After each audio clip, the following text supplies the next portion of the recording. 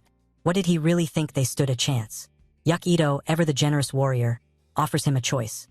Turn yourself in and maybe, just maybe, I'll let you live. But instead of taking the obvious way out, the idiot does what idiots do best: make bad decisions. Fueled by misplaced pride and sheer desperation, he screams, "Don't underestimate me," and starts charging a fireball. Oh sure, that'll work. Because throwing a slow-moving, predictable magic attack at someone who literally breaks the rules of probability is a brilliant idea. He actually has the nerve to claim that warriors are easy to handle from a distance. Poor guy. He doesn't know that luck always wins. Takahashi acknowledges the truth in the villain's words, admitting that he cannot reach him from where he stands. The cocky villain misinterprets this as a sign of surrender, sneering and questioning if Takahashi is giving up already. But Takahashi, unbothered and cool as ever, swiftly denies the claim and reaches into his inventory. With calm confidence, Takahashi grips a weapon and declares his choice. He will use a staff as well. As he reveals a beautifully crafted staff adorned with various flowers and leaves, the villain bursts into arrogant laughter, amused at what he believes is Takahashi's foolishness. Smirking, the villain condescendingly asks Takahashi if he even knows what kind of weapon he is holding. Takahashi, unimpressed, casually swings the staff and confirms that he does. He then explains that the weapon is called the Staff of Nonsense, a rare find he happened to pick up earlier. The villain, still convinced of his superiority, scoffs at the weapon and internally mocks Takahashi, calling him an amateur. He smugly recalls that while the Staff of Nonsense is rare, it is ultimately a piece of junk that randomly activates magic, making it completely unreliable in a real fight. But what this fool has yet to realize is that in Takahashi's hands, even random nonsense becomes a force of nature. His luck stat isn't just maxed out. It's a divine intervention in itself. The villain reassures himself that the staff is unreliable, its chances of failure far outweighing its potential success. He calculates that it has a 40% chance of failing entirely, a 30% chance of casting beginner magic, and only a 9% chance of summoning intermediate-level magic. With these odds, he smugly believes Takahashi has already lost. As Takahashi prepares to use the staff, the villain remains arrogant, convinced that even if Takahashi succeeds in casting a spell, it won't match his enhanced fireball attack. Knowing his magic power is boosted by special equipment, which makes his attack stronger. Convinced of his impending victory, he boldly declares that his win is guaranteed. Takahashi, however, remains calm, spinning his staff as the magic lottery begins. His opponent, fully believing he holds the advantage, begins his attack. With an almost theatrical display of overconfidence, he hurls a massive fireball, convinced this will be the finishing blow. Takahashi watches as his opponent's overconfidence reaches its peak. The villain grins, believing he has already won, but Takahashi remains unfazed. With a calm smirk, he finally acknowledges that the villain has taken the bait, saying that he's also finished preparing his move. He grips the Staff of Nonsense, energy swirls around him as he activates the staff. The villain, still high on his own delusions, watches in shock as Takahashi's magic selection reveals Meteor, an advanced spell with a 0.03% chance of activation. A massive, flaming rock materializes in the sky, casting an ominous glow over the entire battlefield. Takahashi holds his staff high, commanding the very heavens, as the meteor plummets. The villain barely has time to react before his pathetic little fireball is swallowed up by the overwhelming force of the celestial calamity descending upon him. Panicked and drenched in sweat, the small villain stammers, sputtering out excuses about how this should be impossible. The sheer absurdity of Takahashi landing this spell crushes whatever scraps of confidence he had left. The flaming apocalypse crashes down, engulfing everything in its wake. The villain, once smug and arrogant, is now nothing more than a speck of dust in the face of Takahashi's overwhelming power. With effortless cool, Takahashi reminds him that's a 0.03% chance, game over. The sheer size of the fireball looming over him forces the small villain to rationalize his fate, desperately laughing as he convinces himself that it must be an illusion. But reality is cruel, and the searing heat licking at his robes quickly proves otherwise. Panic sets in as he screams, the flames crawling up his cloak. He yells in agony, realizing too late that he has underestimated Takahashi. Desperation takes over as he begs, screaming for the attack to stop, his voice and water pressure both cracking under the pressure of impending doom. Flames engulf everything, the sheer force of the attack leaving behind nothing but scorched earth. The villain, now reduced to a charred mess, lets out a final pathetic whimper. At least the proof of him peeing his pants also got evaporated. Takahashi stands amidst the devastation he single-handedly caused. The staff no longer needed is discarded as our lucky dude says sorry for being just too lucky. He has too much luck to spare, so like and subscribe now to get some of that for yourself as well. Takahashi casts one last glance at the devastation left in his wake, the undeniable proof of his absolute victory. The once arrogant villains, who strutted in like kings of the dungeon, now lie battered, broken, and humiliated. The sheer magnitude of his power had turned their grand ambitions into nothing more than a tragic punchline. Realizing that leaving these criminals to rot in the rubble would be irresponsible, tempting, but irresponsible, he sighs and decides to drag their sorry remains back to the surface. It's a hassle, but what's another minor inconvenience for someone as unstoppable as him? With effortless strength, he restrains them, an act as easy for him as tying up loose trash, and drags them behind him as if they were weightless. The same men who had taunted him earlier are now nothing more than luggage. Upon reaching the surface, he hands the disgraced criminals over to the authorities. His job complete. The police process them, ensuring these dungeon-crawling rejects get what they deserve. By the time the formalities and endless questioning finally wrap up, the sun has long since set. Even someone as dominant as Takahashi can admit, this has been a long day. And then, without a word, he steps out. Takahashi steps into the guild, cool and composed as always, despite having just obliterated his opponents. He casually apologizes for being late, mentioning that he got caught up in some trouble, as if completely dismantling a dangerous criminal group was nothing more than a minor inconvenience. The receptionist immediately informs him that the police have already briefed them on the situation. Takahashi, ever practical, expresses relief that he won't have to explain the whole ordeal himself. Before he can relax, the receptionist suddenly bursts into celebration, ringing a bell and showering him with unexpected praise. She announces that he has ranked up to silver. For a moment, Takahashi looks genuinely taken aback. He questions if there's been a mistake, doubting whether he's really done enough to deserve such a promotion. Normally, it takes even the most talented individuals 3 years to reach silver rank. It involves countless monster hunts, item retrieval missions, and consistent contributions to the guild. Yet here Takahashi is, having shattered those expectations in record time. The receptionist reassures him that there is no mistake. The 2 people he captured were part of the Red Arm, a notorious and far-reaching organized crime group. By single-handedly taking them down, Takahashi has racked up an absurd amount of contribution points. The receptionist acknowledges Takahashi's efforts, praising him for effortlessly dealing with the criminals. Then, with an almost casual drop of a bombshell, she informs him that those 2 pathetic excuses for villains were actually silver-ranked adventurers. For a brief second, the thought crosses his mind that he might have been in more danger than he realized. But just as quickly, he throws that thought into the trash where it belongs, as he clearly has luck on his side. She expresses her excitement to see what kind of chaos he will unleash when he finally starts diving beyond the 10th floor. Copper-ranked weaklings can barely handle the 10th floor, silver ranks can push to the 30th, and gold-ranked legends roam without limits. Takahashi picks up the silver tag and casually drapes it around his neck. His next target, floor 20. The receptionist, supportive yet concerned, reminds him that the 20th floor is notoriously brutal and advises against challenging it alone. Takahashi acknowledges the receptionist's concerns with a polite but brief thank you, showing appreciation for her advice but remaining firm in his decision.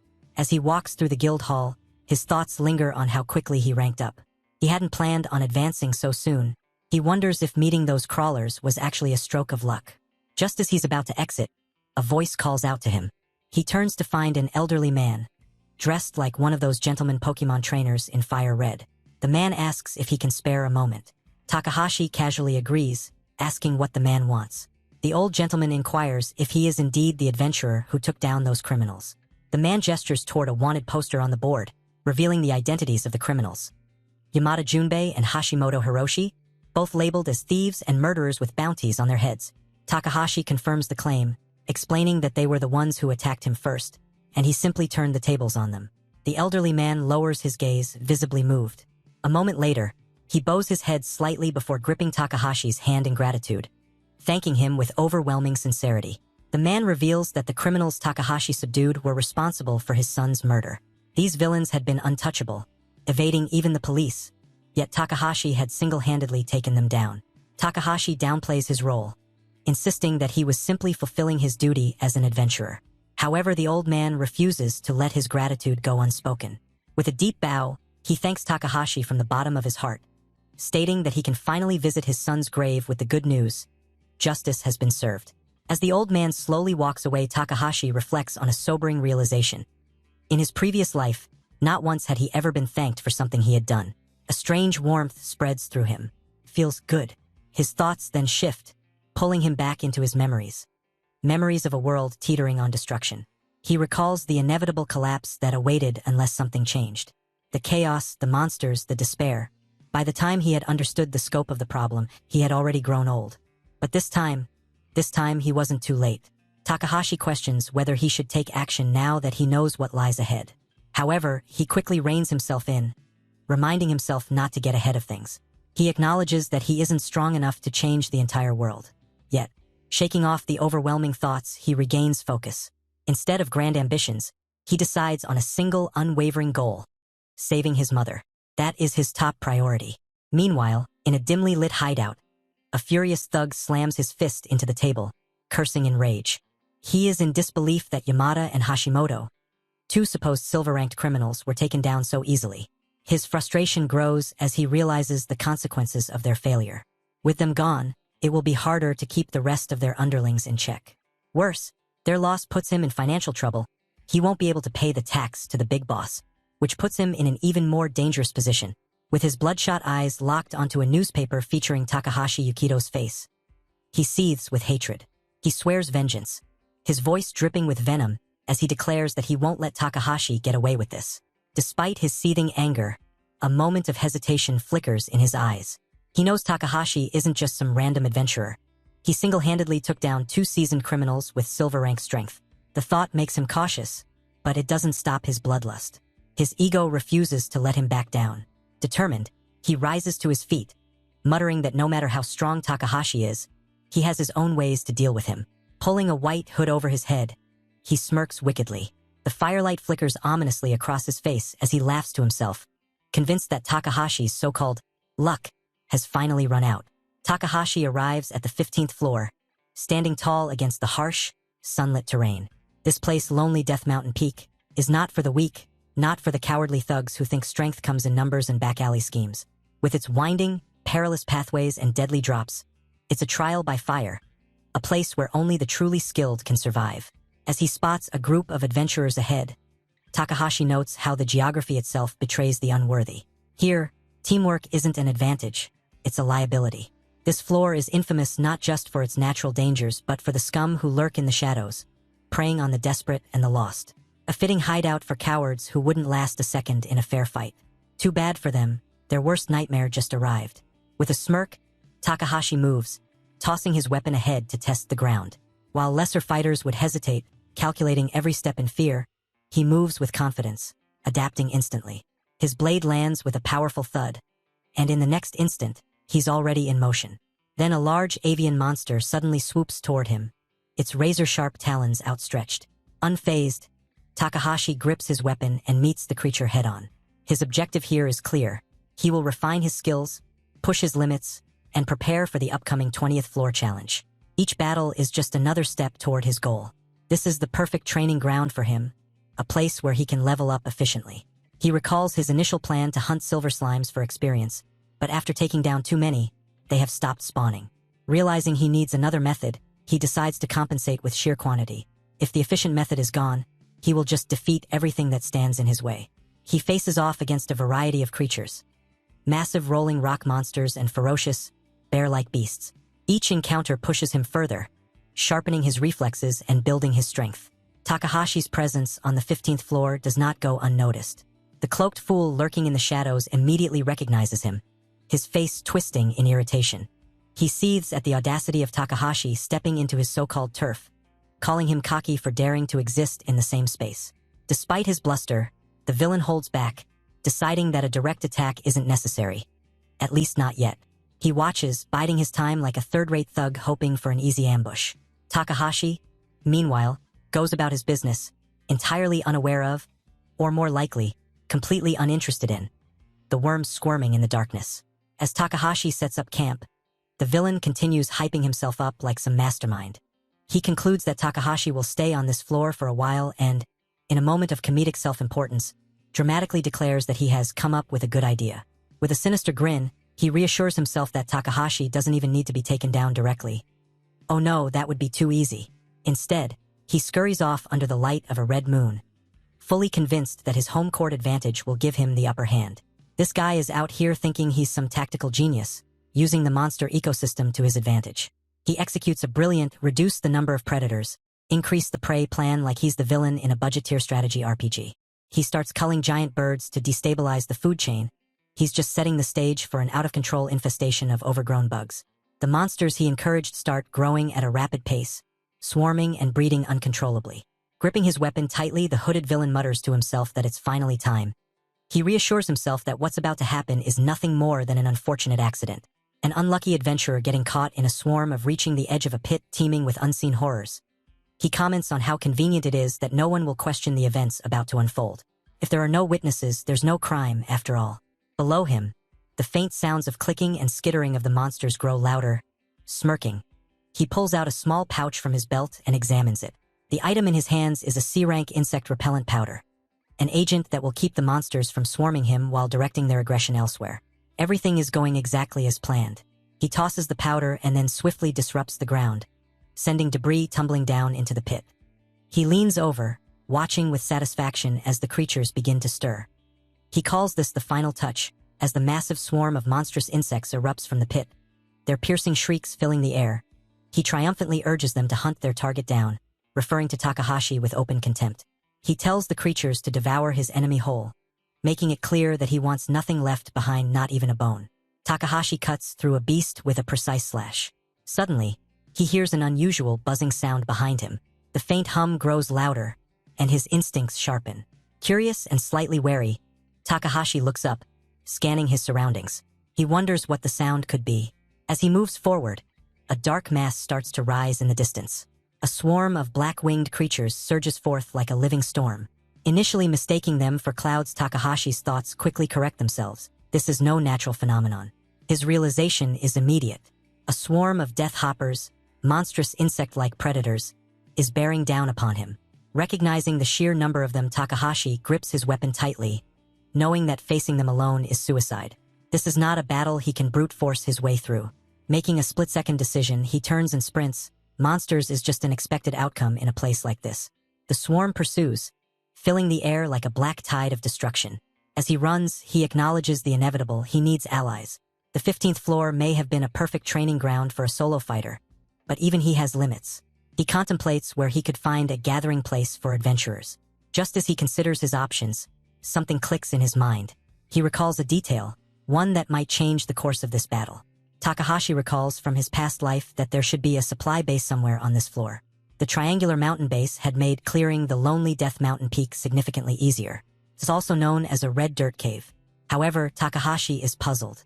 He reviews his notes and the walkthrough file but finds no mention of this supposed base. Something about its omission doesn't sit right with him. He eventually finds himself in front of a towering, jagged mountain. He jumps down and bounces off of a massive, grotesque frog. Examining the rocky surface ahead, he notes a subtle difference in soil color, suggesting a hidden entrance.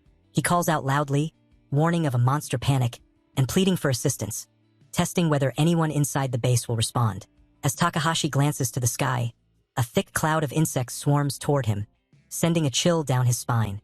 He recognizes the threat and decides there is no time to hesitate.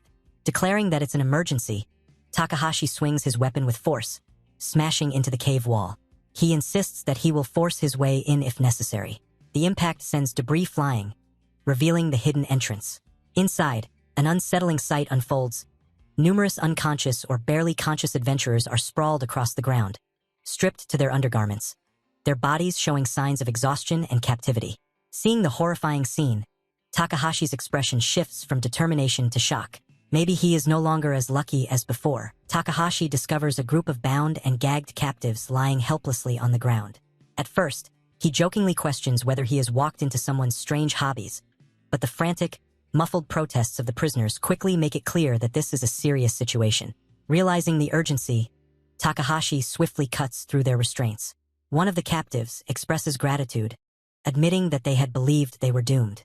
Seeking answers, Takahashi asks what had happened, and one of the freed prisoners explains that they were ambushed by crawlers and rendered unconscious by an abnormal status effect.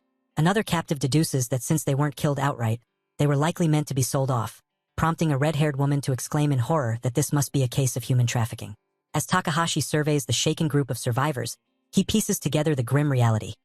This place is the crawlers' crime den, a hideout where they store and possibly trade their human captives. Takahashi questions whether this place was supposed to be a supply base for adventurers, but he quickly realizes that he may have stumbled upon something that hasn't happened yet.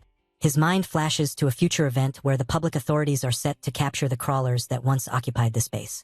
In time, their base would be repurposed into a haven for adventurers. Realizing that he has discovered the site before history unfolds as he remembers, he admits to himself that in his past life, he was oblivious to much of the world around him, having been singularly focused on slimes for 70 years. The absurdity of his past priorities amuses him, especially when recalling the old master's skewed perception of time, treating even those in their 40s and 50s as mere children. Shaking off the thought, he refocuses on the present. Given the circumstances, he knows they must make do with whatever manpower they have available. He must rally the kidnapped adventurers to face an impending swarm of deadly monsters. With determination, he clenches his fist and urges them to cooperate if they wish to survive. Though some hesitate, pointing out the overwhelming number of enemies, Takahashi stresses that time is running out, making teamwork their only viable option. Takahashi listens as a girl panics, insisting that their situation is impossible since they don't have any weapons or armor. Another captive agrees and explains that all of their equipment was stolen by the crawlers. Unfazed, Takahashi reassures them that if they need equipment, he has plenty. He then accesses his inventory through a glowing interface, swiftly selecting items. Weapons and armor begin materializing in front of him as he confidently states that he has so much that it would otherwise rot away. The captives stare in awe as the equipment piles up. Takahashi encourages them to take whatever they need. One of the men, still processing the situation, hesitantly asks if Takahashi is being serious.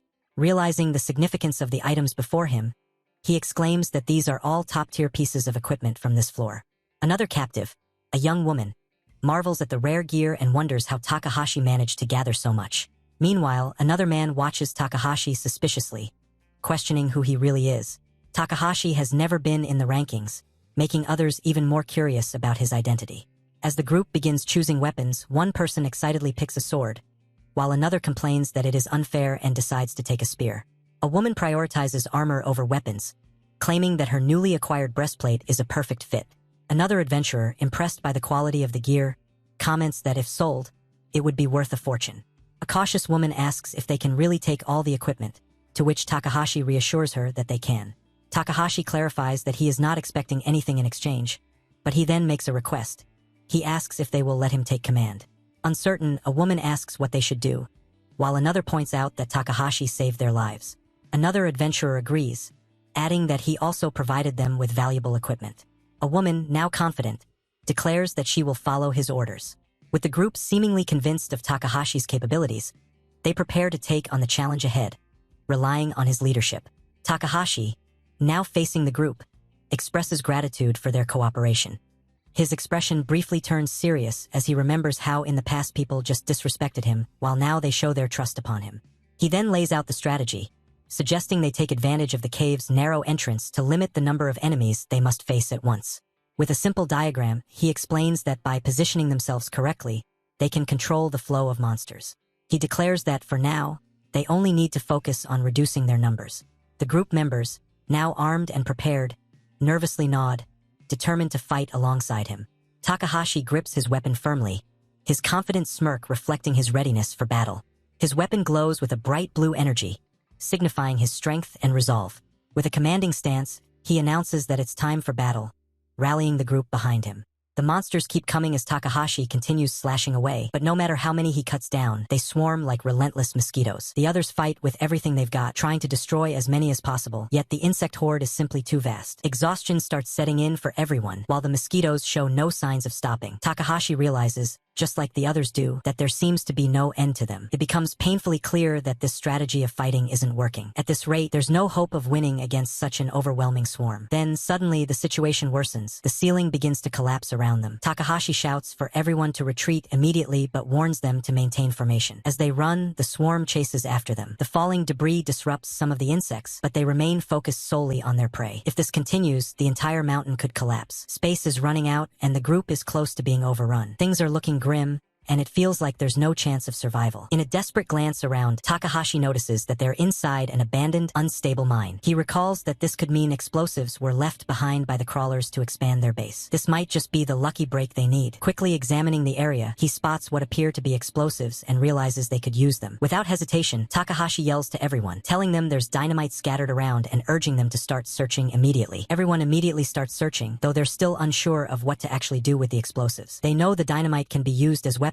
but in the chaos of the current situation, they have no clear plan. Despite that, they continue desperately fighting against the Death Hoppers. The battle drags on for several hours, during which nearly 2/3 of the triangular mountain is destroyed, but the swarm shows no signs of stopping. Eventually, they find themselves completely cornered. Their stamina is gone, and even the surrounding walls seem unlikely to hold much longer. Realizing the urgency, Takahashi looks around and decides that he has no choice now. He has to do it. He calls out to everyone, asking them to hand over all the dynamite they found. One by one, the others throw their explosives toward him. While they cooperate, they voice their doubts, saying that even with all the dynamite, it likely won't be enough to wipe out the swarm. The monsters just keep coming no matter how many they take down, so these explosions might feel like pouring water on hot stones. But Takahashi isn't planning to blow up the monsters directly. His plan is different. He intends to use the dynamite to destroy the cliff and bury the swarm beneath it. He understands how monsters with low intelligence tend to prioritize targets that pose the greatest threat. In other words, they will naturally target the one who has killed the most, Takahashi himself. That means drawing them all to him, where the dynamite is concentrated, should work. Suddenly, another cave-in occurs, and the ceiling is on the verge of completely collapsing. Takahashi tells everyone to run. Some of them question if he plans to die along with the Death Hoppers. They're unsure if it'll even work. After all, warriors can't typically use explosives. But Takahashi simply asks them to believe in him. Just as he predicted, the entire swarm charges straight toward him. And in that moment, Takahashi knows there are times in life when a man has to take risks. For Takahashi,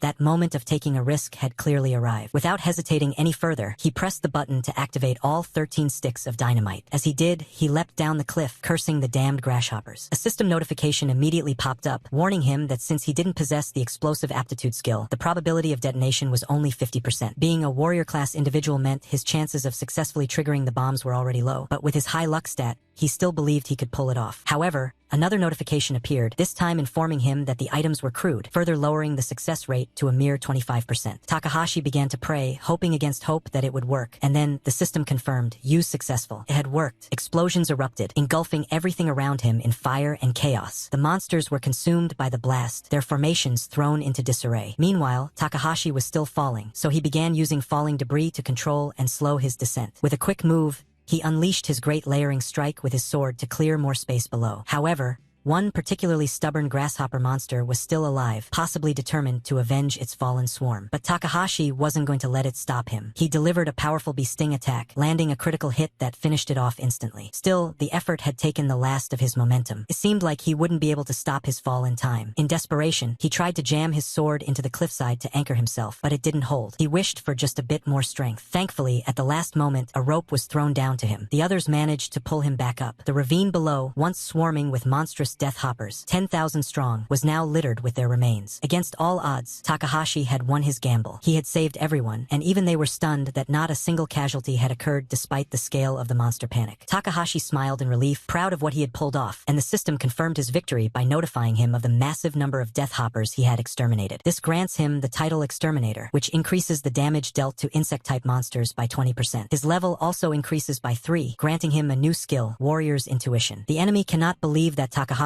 managed to completely stop the monster panic and even crushed Shinogi. It's all incredibly frustrating for the villain. At this rate, his biggest fear is getting taken out by the ones above him. And it's all because of that bastard Takahashi who just refuses to die. In a fit of rage, he even smashes the bottle he was drinking from. He's beyond angry now, completely unhinged. To him, there's only one path forward. Take Takahashi down, no matter the cost, even if it means sacrificing everything. including his own life. Meanwhile, on Takahashi's side, his reputation has skyrocketed. Even the receptionist praises him for achieving incredible feats time and again. People around immediately recognize him as Mountain Crusher Yukido Takahashi, the hero who just saved more lives. Many approach him with offers to join their guilds, eager to recruit someone of his caliber. But Takahashi politely declines, saying he's in a rush and can't afford to form companions just yet. Despite everyone's eagerness to team up with him, he knows joining others would only complicate his journey toward obtaining the elixir. In group battles, reward distribution is random, and the rarity of drop items from others is low. This means his luck stat won't work as omnipotently as it usually does. Still, he's okay with that. He went solo in his past life, and there's no reason to change that now. As dusk falls,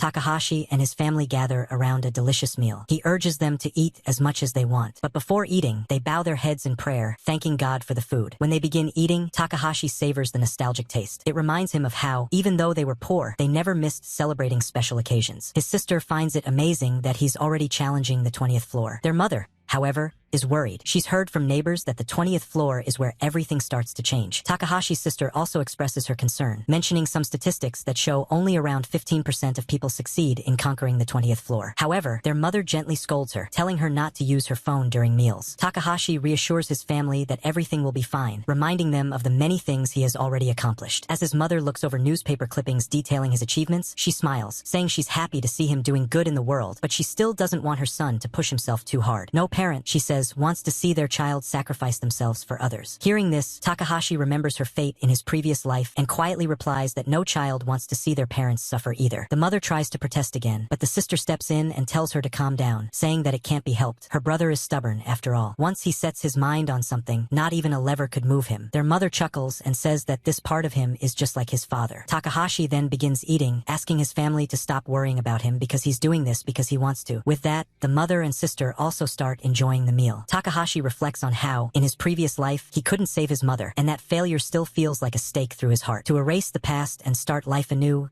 he knows he needs the elixir. Once the meal is finished, he prays again in gratitude, before heading to the Tokyo Dungeon's 20th floor, the Great Wall beyond physics. As he charges forward, all the monsters in his path appear inorganic and weak, and he cuts through them with ease. However, he still notes that heartless, cold-blooded killers are a real threat. As more inorganic monsters attack from his blind spots, he observes that while they lack emotion, their behavior is highly systematic. Still, his agility is more than enough to keep him alive, and he continues moving forward without hesitation. A powerful monster marked by a danger-signifying red light appears in front of Takahashi. It's a bulky beast, seemingly the type to charge head-on. Takahashi assumes it will try a direct assault, and he thinks that if he can just analyze their attack patterns well enough, he could make significant progress. For now, he focuses on dodging, avoiding the monster's extremely heavy and destructive strikes that shatter the ground within seconds. Still, Takahashi believes he can defeat it with precision and speed, using his swift, sharp, and well-aimed slashing attacks. After all, the bigger they are, the harder they fall. Eventually, he reaches a massive gate and wastes no time pushing it open. Today marks the beginning of his new life, and as the gate creaks open, a new light, one of hope, shines brightly upon him. The massive gate opens into an enormous chamber. As Takahashi steps inside, the gate slams shut behind him, cutting off any chance of escape,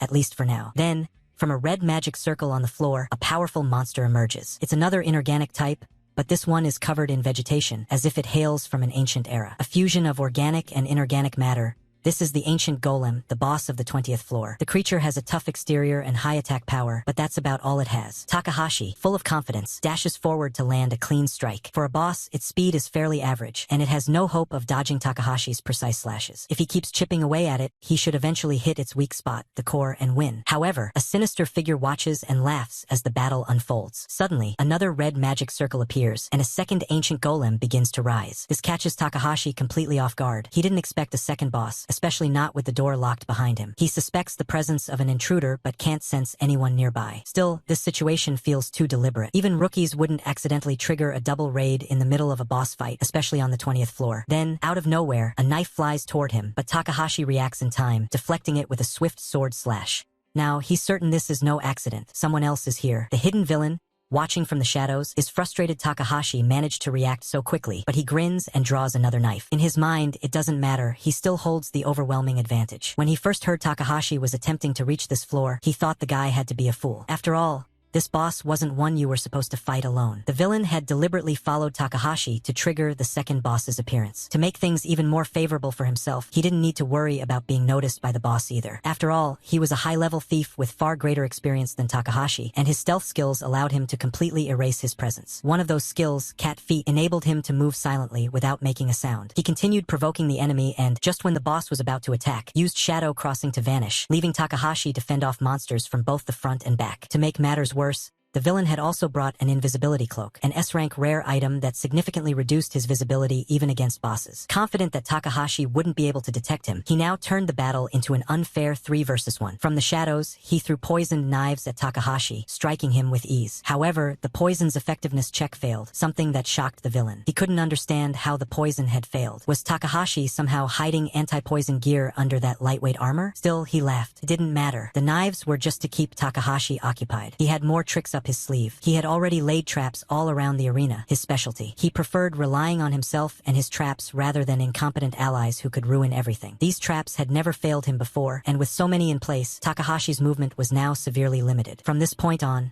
all he had to do was let the boss finish Takahashi off. The villain giggled like a maniac from the shadows, completely convinced that his plan was flawless. Takahashi fights with all his might against the monsters while the villain lounges comfortably, watching the show from afar. Both ancient golems relentlessly attack Takahashi, who surprisingly manages to dodge their heavy blows using his agility. This alone is enough to surprise the villain, but the real shock comes when Takahashi suddenly looks directly at him and asks if he's already out of magic tricks. The villain is stunned. He never expected Takahashi to locate him. Now slightly panicked, he watches as Takahashi casually tells him not to just sit there and suggests he say something, especially since he apparently likes him enough to stalk him this much. Takahashi then throws a knife toward the villain's direction. Though startled, the villain manages to deflect it in time. He demands to know how Takahashi discovered his hiding spot. Takahashi replies coolly that it was just his warrior's intuition, a well-known skill. But the villain doesn't buy it. He refuses to believe that a lower-ranked warrior could possibly detect a high-level thief like himself. Yet Takahashi doesn't bother arguing. Instead, he simply asks what the villain plans to do about it. Run away? This provocation infuriates the villain. He tears off his hood and draws his swords, unwilling to be looked down upon. In his mind, he's far superior to Takahashi. Fueled by rage, he charges forward. Their swords clash violently, sending sparks flying in all directions. But Takahashi meets the strike head-on, parrying with such force that the villain is knocked backward. Standing tall, Takahashi calmly repeats the line the villain had uttered earlier, except now, it's clear. That line belongs only to the one still standing. The villain angrily demands how Takahashi could possibly find him using nothing but a mere warrior's intuition, convinced that it has to be a lie. But Takahashi calmly clarifies that he isn't lying. He really did activate the skill, and the system information confirms it. Warrior's intuition is a skill that detects danger in the user's surroundings, but the chances of it activating are incredibly low. A 99% failure rate, only 0.9% chance of success, and a mere 0.1% for a great success. Yet, probability is meaningless when faced with Takahashi's extreme luck. Thanks to that luck,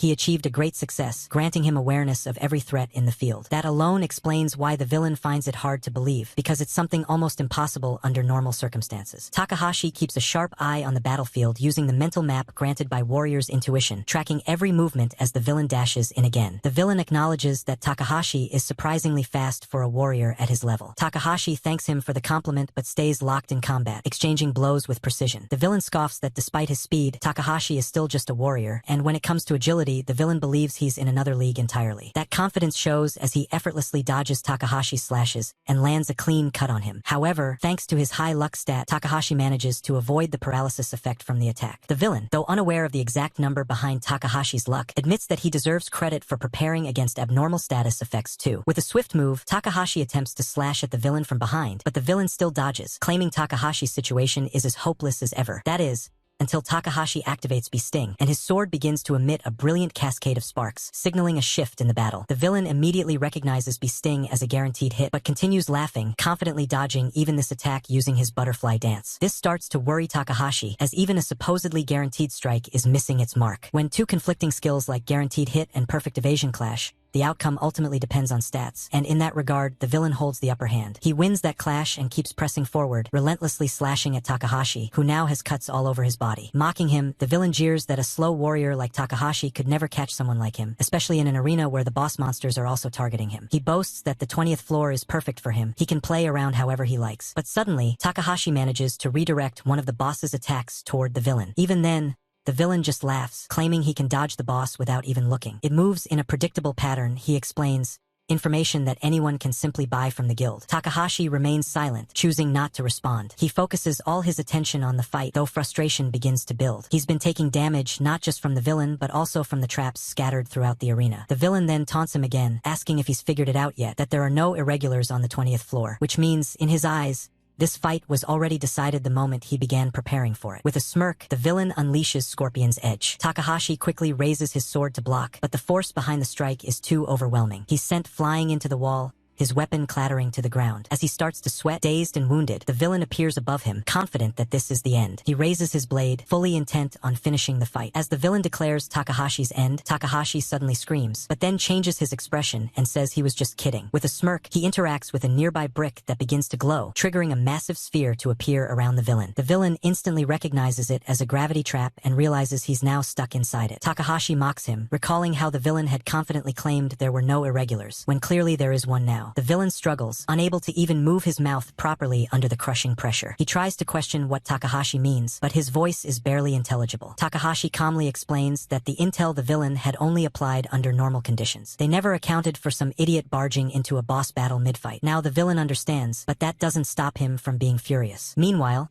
the golem bosses reactivate, and as Takahashi skillfully dodges their blows, he points out the irony. A self-proclaimed thief failed to notice a top-tier hidden trap. The villain, enraged and humiliated, screams in denial. But before he can do anything, the bosses shift their attention to him. One of them smashes him hard, sending him flying out of the gravity sphere and into a wall. The hit is devastating. As he lies there, stunned, the golem grabs him and inflicts even more damage. The villain thinks back in disbelief. How did this all go so wrong? Even his advanced search skills couldn't detect that trap. Now, completely immobilized, he's left wondering how it all unraveled. Takahashi stands tall and coolly reminds him, just like he said earlier, it was all thanks to his warrior's intuition. Hopefully now, it's clear that he wasn't lying from the start. If you also want Luck That Badass, then like the video now and comment if you want to see more of this lucky bastard. With the villain battered and sprawled on the ground, Takahashi tells him to stay put and adds that if the man is still breathing after Takahashi defeats the boss, he will drag him to the police himself. Then Takahashi turns his full attention to the boss. The villain, however, refuses to be ignored. He laughs like a madman, announcing that he intends to drag Takahashi to hell, and he points to the crates of high-grade explosives stacked around him, far deadlier than the cheap stock Takahashi confiscated earlier. Takahashi asks if the man has lost his mind, but the villain only laughs harder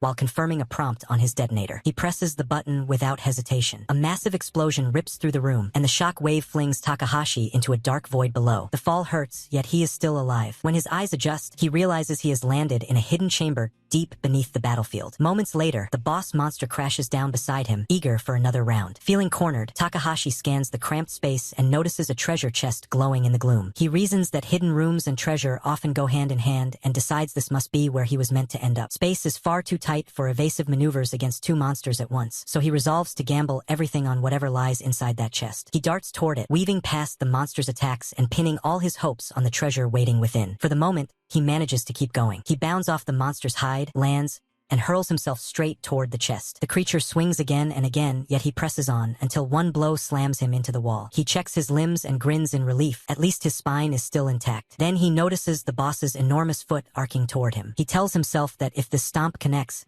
he may never reach the chest. He tries to duck, but the foot hits hard. White-hot pain shoots through him, locking his legs. Gasping, he pounds the ground with a fist, refusing to quit. The agony urges him to stay down, yet he drags himself forward, determined to learn what the chest contains. Another attack thunders nearby, but he compares this pain with the bleak 70 years he has already endured and insists it is nothing. Inch by inch, he crawls until his fingers brush the chest's lid. He flips it open and finds a single bracelet inside. The sight makes him smile. This could be the edge he needs. The boss looms behind him, preparing another strike. He slips the bracelet onto his wrist, feeling hope surge back through his battered body, and vows to keep fighting. The item turns out to be a warp bracelet, a rare artifact that grants its wearer short-range teleportation. It is exactly what Takahashi needs. When a system prompt asks whether he wishes to activate the bracelet, he selects yes without hesitation. A split second before the monster's claw reaches him, another prompt warns that his profession is not compatible with the bracelet. The activation chance drops to 50%. The monster gains enough time to land a punishing blow that sends Takahashi reeling. A fresh alert follows, noting that his current magic power is below the required threshold and lowering the success rate to 35%. As the creature's fist drives toward him again,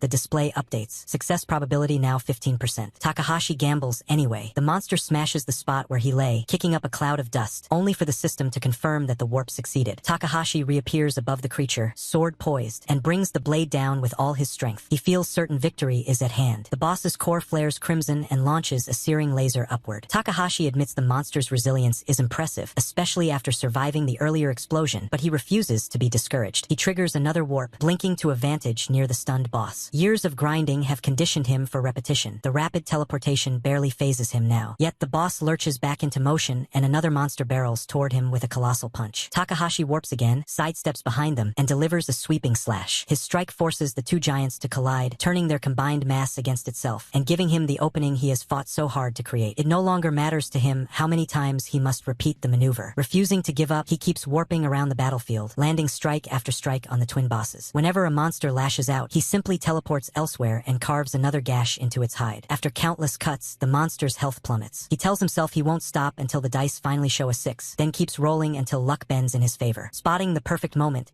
he positions himself between the two charging golems, then warps away. The creatures crash into each other at full speed, sustaining massive damage while he reappears above them. From that vantage, he unleashes Beast Sting, driving a critical blow straight down. They are mindless constructs, so he exploits their lack of strategy. Layering another aerial strike, he keeps hammering them with unwavering resolve. At last, he spends the last of his strength on a devastating slash, one of his ultimate attacks. Exhaustion hits, he tries to warp again but receives a warning that the bracelet's charge has run out. Without teleportation, he plummets toward the floor. Even as he falls, a system prompt appears. The ancient golems have been defeated. He has won, though he is down as well. Another notification announces that player Takahashi Yukito has obtained a legendary rank reward, 2 elixirs. Relief floods him. He uncorks one vial and drinks it in a single gulp. Green lightning crackles around him as the potion's magic knits his wounds. Moments later, he is fully healed, bathed in the light streaming from the shattered roof, still clutching the second elixir for whatever comes next. A new notification appears, informing him that, by meeting special conditions, Takahashi Yukito has earned the title Survivor. His attributes rise accordingly: Endurance +10, Solo Double Giant Killing Strength +20, and Enforcer of Justice Dexterity +10. Once his inventory check confirmed everything was in order, Takahashi flashed a satisfied grin. With a swift leap, he climbed out of the pit, only to spot a heap of discarded clothes nearby. Thinking they might serve as evidence against Kido, he scooped them up before heading for the exit. Back on the surface, he reported the entire incident to the guild and presented the clothes as proof. The receptionist was visibly shaken and promised to fetch a supervisor at once. The atmosphere all but screamed trouble. The supervisor appeared and requested an interview for public relations purposes, but Takahashi apologized and said he had pressing business elsewhere. Outside, he broke into a run. His priority was to reach home and deliver the elixir to his mother. As he hurried along the street, passersby pointed him out. TV screens were already looping footage of Yukito Takahashi, fastest to clear the 20th floor and slayer of 2 bosses. Ignoring the attention, he raced on. At last he reached home, opened the door, and was greeted by his smiling sister and mother. Holding up the elixir, he announced his return. Later, at the hospital, the doctor emerged with the test results. Takahashi and his sister tensed, hoping for good news. The doctor reviews the chart, smiles, and explains that, in simple terms, Yuki-san's illness has been completely cured. The news is exactly what Takahashi and his sister have been praying for. Takahashi struggles to believe it, but the elixir has done its work. The doctor repeats that the test results are genuine. The potion's effects were simply that powerful. Overcome with relief, the sister hugs their mother and weeps, saying she is grateful beyond words. The mother squeezes Takahashi's hand and thanks him, insisting the miracle is entirely his doing. Takahashi, still overwhelmed, can only murmur that he should be the one thanking her. At last he manages to say the words he has always wanted to tell his mother. The sister, still sniffling, laughs and reminds him they are standing in front of the doctor and should save the heartfelt speeches for home. Takahashi laughs as well and admits she is right. She wipes her tears and teases him about paying better attention to his surroundings. Their joy fills the hospital room until a dark presence intrudes. A towering figure steps in, lamenting aloud that such a kind family will soon drown in sorrow. He remarks that, at least in a hospital, staff can claim they tried their best before declaring the cause of death as a heart attack. He cocks his fist, ready to strike, but Takahashi whips out his sword and blocks the blow. The attacker reels back in surprise. Takahashi, furious, demands an explanation. The knight, puzzled, wonders aloud how Takahashi can still move after all that. As Takahashi's anger flares, recognition dawns on him. The intruder is Wayama Cosmolite, ranked #1 among adventurers, revered as the savior and known simply as the hero. Wayama confirms the identity, stating that he is indeed the real deal. Takahashi is still baffled. If Cosmolite is truly the hero, why would he attack Nozomi? Cosmolite responds that, before answering, he has a question of his own. He explains that only those whose souls have tasted death are able to move within this void barrier, a revelation that reminds Takahashi of his own brush with death. From Cosmolite's point of view, the only logical explanation is that Takahashi is a regressor, someone who died and then rewound time. Takahashi also realizes the implication. Cosmolite must be a regressor as well, one who may have used his second chance to slide toward villainy. Takahashi asks whether, by saying also, Cosmolite is admitting that this is his second life as well. Cosmolite confirms it and adds that, since Takahashi is likewise a regressor, he hopes their encounter can end quickly. He explains that he is simply removing every factor he believes will lead to the world's destruction. Staring at his sister, Takahashi demands to know what she could possibly have to do with such a catastrophe. Cosmolite replies that she is one of the key variables. In the future, her negative effect on her eventual husband will set off a chain of events culminating in the planet's ruin. Hearing this, Takahashi realizes that he himself was meant to be that husband. Cosmolite stresses that the man's influence is global and that the breakdown of his marriage becomes an indirect trigger for the apocalypse. Therefore, eliminating Nozomi early is, in his view, the safest course. He expects Takahashi to accept this logic. Instead, Takahashi erupts in anger and insists the present timeline is no longer the same. Cosmolite laughs at what he calls Takahashi's foolish optimism. Takahashi counters that he has already cured their mother's illness, so Nozomi no longer needs night work to cover medical bills and will never meet the man she was originally destined to marry. In his eyes, Cosmolite's drastic measure is unnecessary. Cosmolite concedes that Takahashi's argument might be correct, but then grows cold and forms a glyph with his hands. He states that rather than trusting a hypothesis, he would rather guarantee the outcome by removing Nozomi here and now. Takahashi blocks him, vowing that he will never allow his sister to be harmed. Cosmolite sighs, admits this obstacle is troublesome, and remarks that he would have preferred not to kill Takahashi, but he will do so if forced. Cosmolite insists he is acting only to save lives and hopes to keep needless casualties to a minimum. Takahashi tells him to leave, but the hero refuses. After a moment's thought, Cosmolite offers another option. They should fight. If Takahashi can stand against him, it will prove that his claim about changing the future has merit. Takahashi never wanted the situation to escalate, yet Cosmolite says he merely wishes to know whether Takahashi is special enough to justify taking a risk. The hero's condescending air is exactly what Takahashi would expect from the famous savior. With a casual apology, Cosmolite projects his status window, level 50, every attribute, strength, endurance, dexterity, agility, magic power, and magic resistance, pushed to its maximum. The gap between them is staggering. Even so, Cosmolite argues that the logic is simple. If Takahashi lacks power, he will fail to protect anyone, whether the world itself or the people he loves. Any true regressor should already understand that lesson. At last, Cosmolite presents an ultimatum. Takahashi can allow his sister to die or choose to fight. For Takahashi, there is no real choice, yet he hesitates for an instant, wondering whether the warp bracelet still carries enough charge for him to escape with Nozomi instead. After weighing his options, Takahashi concludes that running would only offer a temporary reprieve. He cannot guard Nozomi every hour of the day. Resolute, he raises his sword and chooses to fight. Cosmolite commends the show of spirit, yet tells him he is not expected to achieve the impossible, merely to survive the 10-minute span of the void barrier. When Takahashi asks whether the battle will take place in the hospital, Cosmolite declines, saying the building must not be destroyed. The hero steps outside, and Takahashi watches him descend through the window. He spares a final glance at his sister, steels himself to protect her, and leaps after Cosmolite to face him on neutral ground. Outside the hospital, Cosmolite draws his sword, plants his feet, and observes that the open ground will do. Takahashi lands nearby, unsheathing his own blade and remarking that he hopes the hero will go easy on him. Cosmolite laughs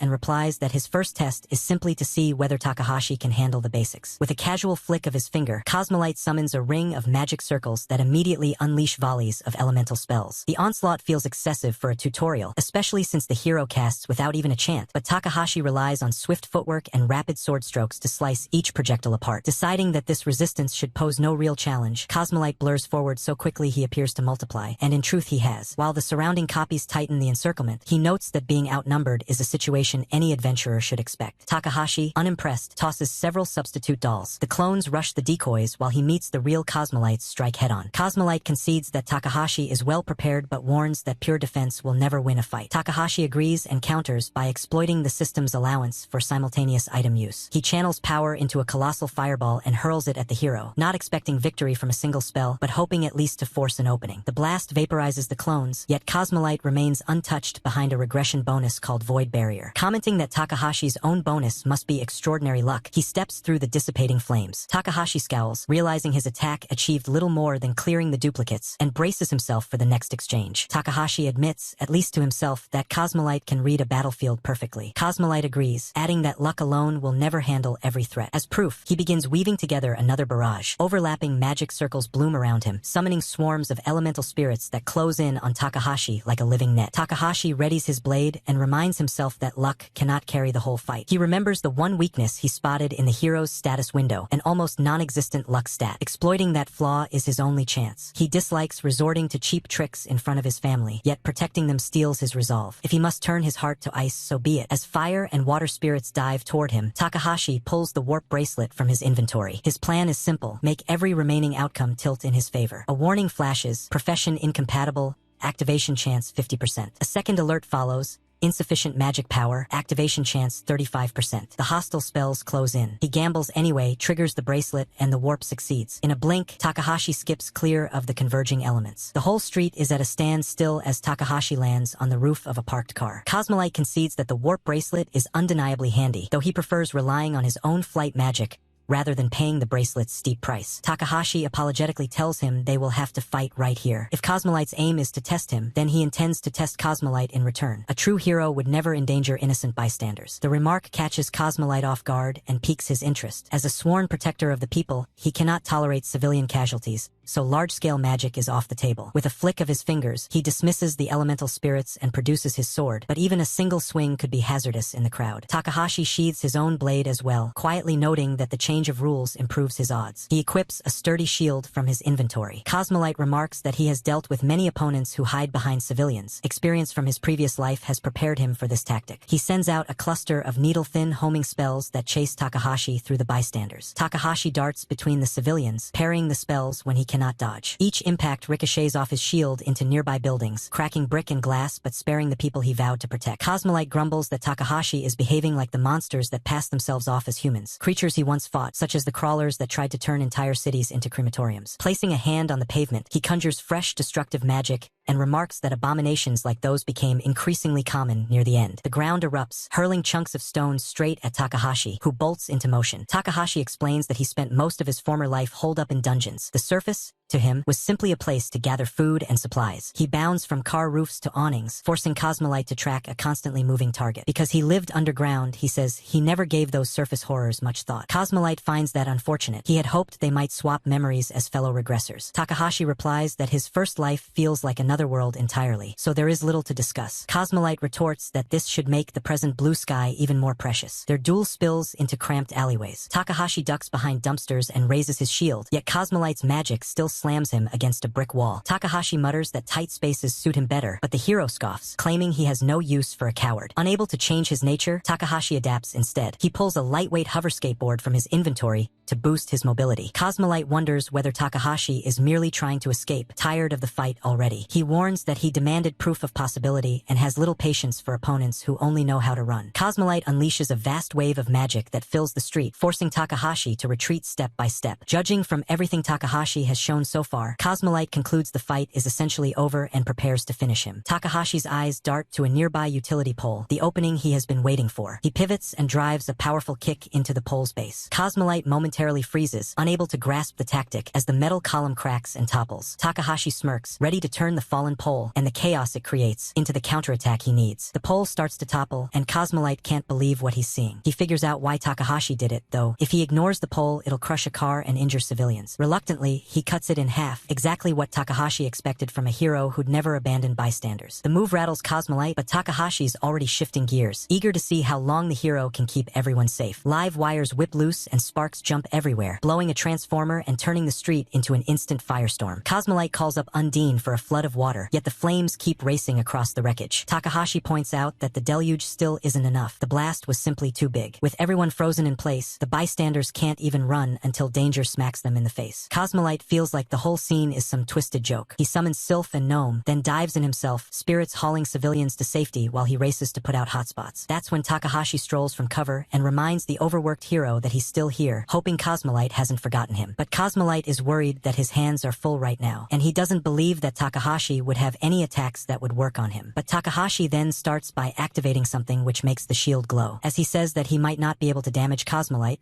but at the very least, he can certainly disturb him as he pushes the shield right towards the back of Cosmolite. Cosmolite realizes something. The way he is falling towards the sewers underneath here, and the last thing he had hoped for in this battle was to get really, really dirty, like an insect. But Takahashi is gloating as he says, the feelings of a weakling being forced to drink muddy water. He hopes that Cosmolite will love experiencing it just once. As Takashi slashes his sword, Cosmolite goes down, falling and falling right into the mud water. The mud goes splashing all around. I think some even got to his mouth. I hope he likes the taste, because for now, Cosmolite is really, really frustrated. But then, Takashi says that he still has plenty of that in store for Cosmolite as he brings out his wand. But Takashi has just had enough. He raises his hands and says that he surrenders. He is at a loss. He just cannot take it anymore. Any more of these muddy situations. Then they go to a safer place and talk about how Cosmolite certainly is really unlucky. He gets into accidents pretty often, and he also realized that Takahashi even used Cosmolite's own attacks and redirected them in order to cause the accidents. That being said, it's still strange that so many accidents happened in a row. Cosmolite realizes this could only mean that Takahashi remembered places where accidents occurred in his previous life. Even Takashi confirms that is pretty much what he did. He remembers the explosions and how it caused a lot of deaths. He wept and cried for all of them, the miserable memories of his past life. They are useful from time to time. More importantly, he hopes all of this is just enough proof that Cosmolite needed for that possibility thing he was talking about. Well, Cosmolite just laughs and even claps, saying that Takahashi has done pretty well. But now, Takahashi will have to accompany him for a little while longer. Takahashi wonders what that is all about. But then, Cosmolite starts doing some warm-up exercises with his hands, saying that the void barrier is going to disappear pretty soon, and only he can fix the damage here. So,